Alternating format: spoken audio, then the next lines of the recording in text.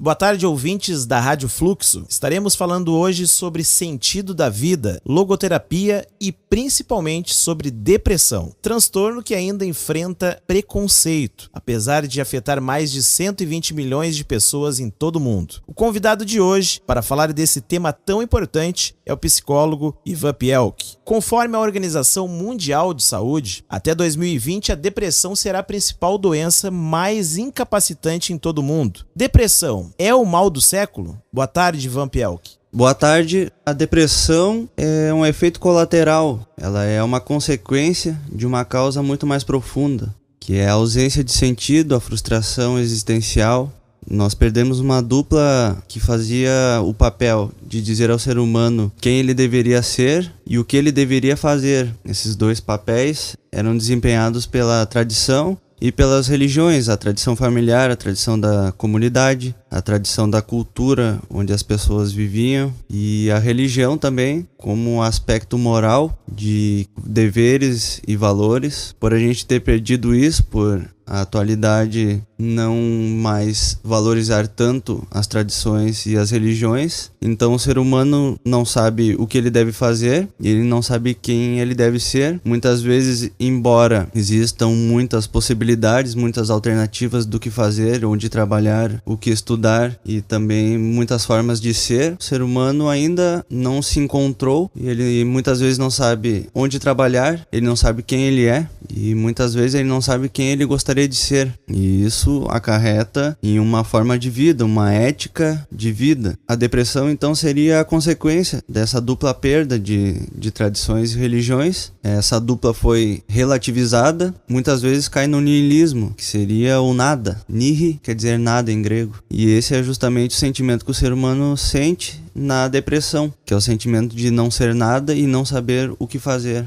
E como o indivíduo percebe nele, ou o familiar ou amigo, que ele está enfrentando uma melancolia ou se já está num estágio mais avançado da depressão? A postura, o olhar, o desânimo, a ausência de vontade de fazer coisas básicas como higienização, comida, a ausência de sono ou excesso de sono, a ausência de apetite ou excesso de apetite. Muitas vezes o ser humano, o familiar, alguém próximo, dá diversos indicativos e então é necessário que a gente coloque em prática a nossa empatia, o nosso auxílio, a nossa palavra e estar sempre atento, porque quem ama cuida. E Ivan, além desses sintomas todos aí que tu citaste aí, além de pessimismo e negativismo, podemos dizer que a depressão também pode causar alguma dor física? Ela dói? Diversas pesquisas mostram que a depressão é o transtorno mental que mais apresenta dores físicas. É clássico a dor de cabeça,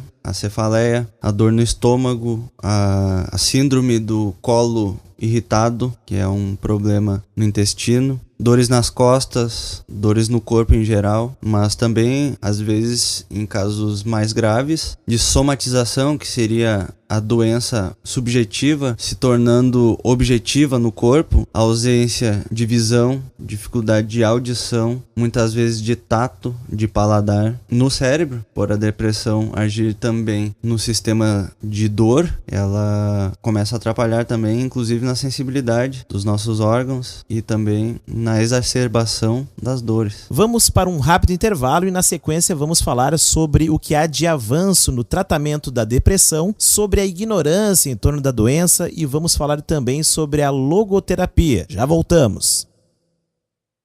Estamos de volta com o psicólogo Ivan Pielk, que é formado pela PUC-RS e é especialista em logoterapia, terapia do sentido da vida pela Sobral São Paulo e estuda filosofia na Escola de Filosofia Nova Acrópole. Atua como psicoterapeuta, palestrante e ministra cursos na área de psicologia, saúde e espiritualidade. No primeiro bloco falamos sobre a depressão, doença essa que às vezes está bem próxima e temos que estar atentos aos sinais desse transtorno tão presente em nossas vidas. Quais os avanços no ramo da saúde mental para o tratamento da depressão comparado com tratamentos mais antigos, por exemplo, 20 ou 30 anos atrás?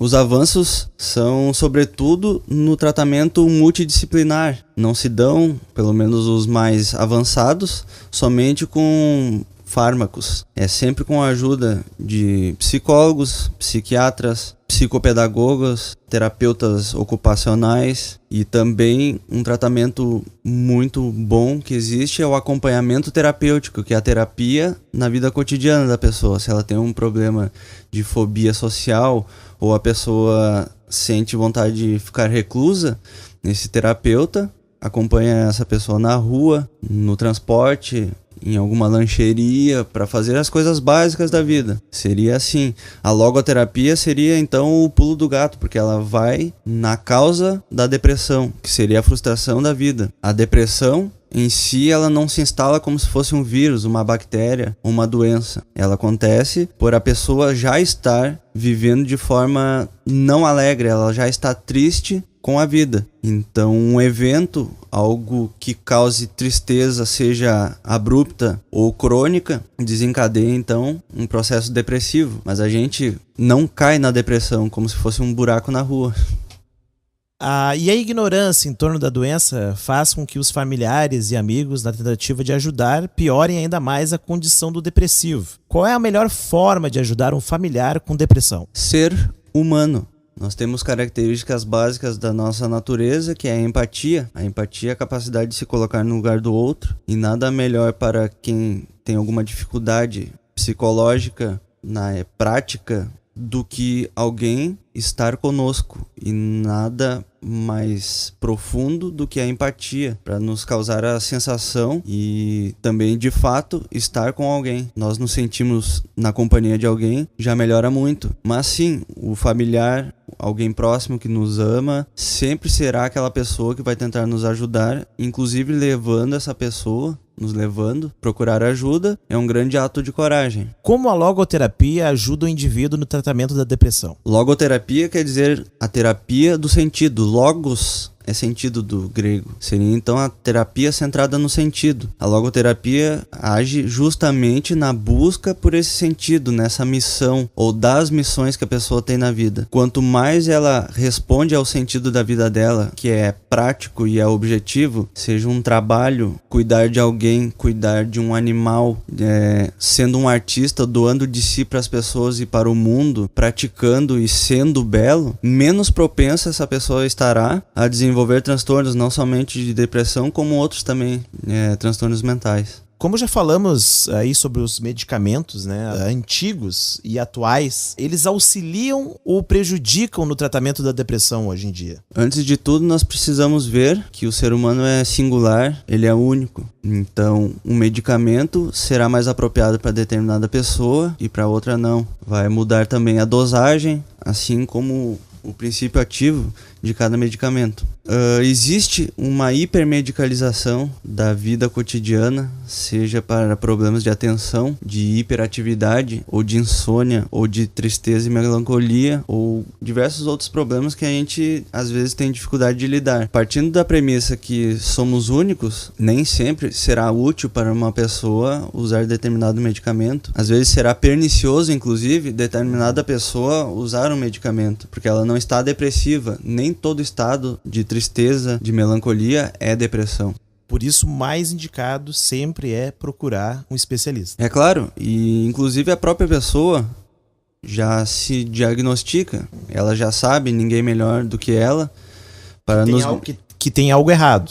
Que ela está incapaz, ou que ela pode dar mais dela mesma e que alguém pode ajudar ela a desenvolver esses potenciais que já estão nela. Chegamos então ao final da entrevista. Quero te agradecer a presença, Ivan, e te deixo aí as considerações finais e pode deixar teus contatos aí. Eu sou psicólogo, psicoterapeuta, atendo em Gravataí na Clínica Crescer e em Porto Alegre na Clínica Artemisa. Eu dou palestras na área de psicologia, de espiritualidade e saúde mental em faculdades, semanas acadêmicas e também em hospitais e diversas instituições que me chamam então para abordar esse tema, que é muito instigante para as pessoas. Qual seria o sentido da nossa vida ou da minha vida? Como eu poderia ser alguém são ou imune a doenças mentais? Chegamos ao final da nossa entrevista com o nosso convidado, o psicólogo Ivan Pielk, da Rádio Fluxo, Anderson Santiago.